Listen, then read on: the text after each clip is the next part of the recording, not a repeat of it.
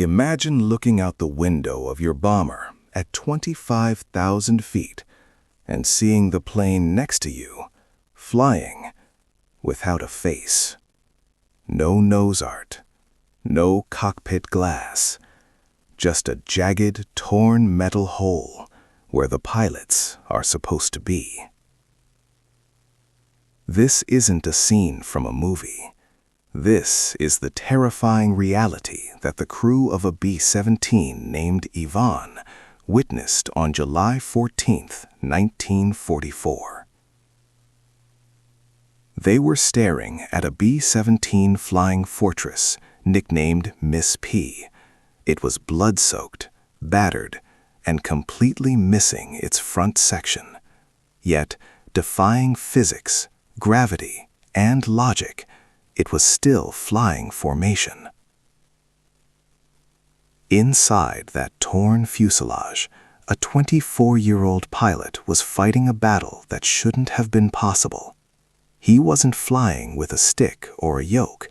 He was flying a 30-ton bomber by pulling on severed steel cables with his bare, freezing hands. How does a plane fly without a cockpit? And more importantly, how do you get out alive when your parachute is already shredded? This is the story of the B-17 that refused to die. To understand the miracle, we first have to understand the machine. The Boeing B-17 Flying Fortress was built to take punishment. It was a rugged, four-engined beast designed to fly deep into enemy territory, drop its payload, and limp home, even if it was shot to pieces. But limping home usually meant flying on two engines or with half a tail. It didn't mean flying without the pilot's controls. It was the summer of 1944. The Allies were pushing hard, striking at the industrial heart of the Nazi war machine. On this particular morning, the 483rd Bomb Group was tasked with a critical mission: strike the Ferencváros rail yards in Budapest, Hungary. This was a high-stakes target. These rail yards were the arteries moving troops, tanks, and oil to the front lines. If you cut the rail lines, you choked the German army. In the pilot's seat of Miss P, tail number 423210, sat First Lieutenant Ewald Swanson. At just 24 years old, he was responsible for the lives of 9 other men. They were a tight-knit crew, battle-worn and ready. They knew Budapest was a fortress in itself, protected by hundreds of anti-aircraft guns. But they had no idea that today they wouldn't be fighting the Luftwaffe. They would be fighting their own airplane. As the formation of 60 flying fortresses crossed into Hungarian airspace, the sky turned black. The German ground defenses unleashed a curtain of flak. These weren't just random shots. They were radar-guided 88mm shells designed to explode at specific altitudes, filling the air with jagged, red-hot shrapnel. Miss P was getting hammered. Shrapnel shredded the tail section, holes punched through the wings. But Swanson held her steady. The target was just ahead. Bombardier Second Lieutenant Kenneth Dudley lined up the Sperry bomb site. The tension in the cabin was palpable. Bombs away! The load dropped, striking the rail yards below. For a split second, the crew felt that familiar lift as the weight left the plane. They had done their job. Now they just had to get home. But the German gunners weren't done. It happened in a blink. An 88mm shell didn't just clip them. It landed squarely on the nose of Miss P. The explosion was catastrophic. In an instant, the entire nose section of the aircraft was vaporized. Second Lieutenant Dudley and the navigator were gone, killed instantly. The blast wave ripped backward, tearing the aluminum skin off the fuselage like paper. Debris and shrapnel ricocheted through the cockpit, striking wing gunner Sergeant Wesley Tucker in the chest. Suddenly, Ewald Swanson was no longer sitting in a warm cockpit. He was sitting on the edge of a cliff. The front of the plane was gone.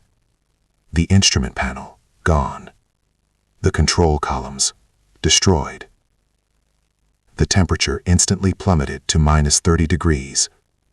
The wind roared at 150 miles per hour, blasting Swanson and the survivors with freezing air and debris. And then, physics took over. With the weight of the nose gone, the center of gravity shifted violently to the rear. The B-17 pitched up, aiming its broken neck straight at the heavens. It was seconds away from a stall.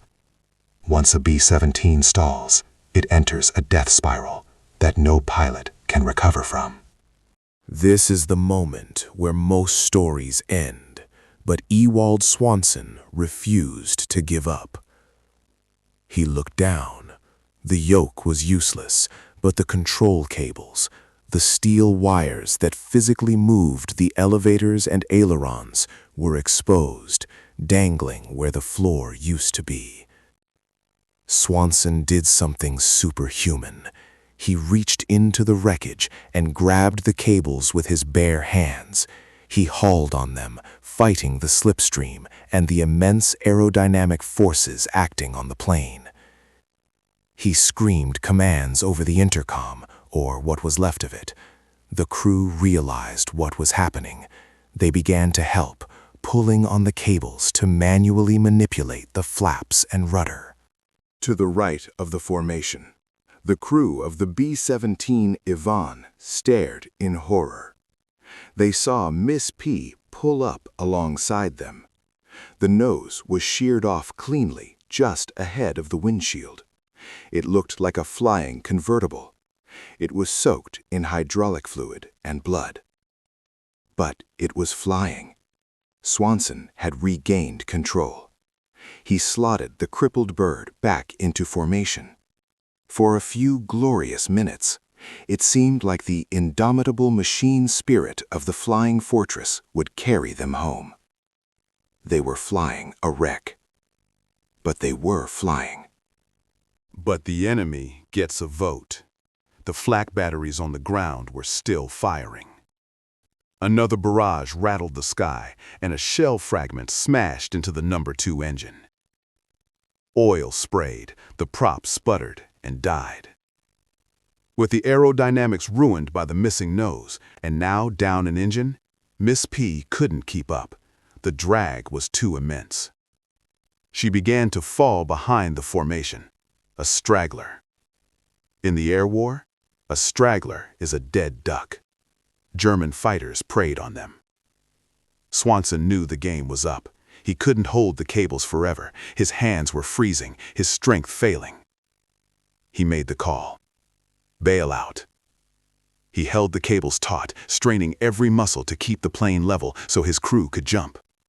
7 men bailed out into the Hungarian sky. Swanson waited until the last possible second, ensuring his men were clear.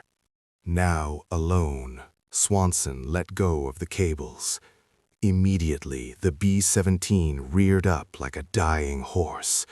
The G-forces pinned Swanson inside the fuselage. He was trapped in a tumbling metal coffin. As the plane stalled and began to fall backward, the G-forces shifted. This was his chance.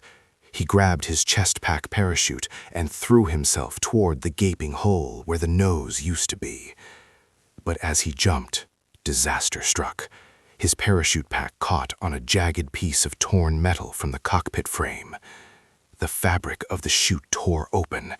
In any other circumstance, a torn chute is a death sentence. But in this chaotic moment, that snag actually saved his life.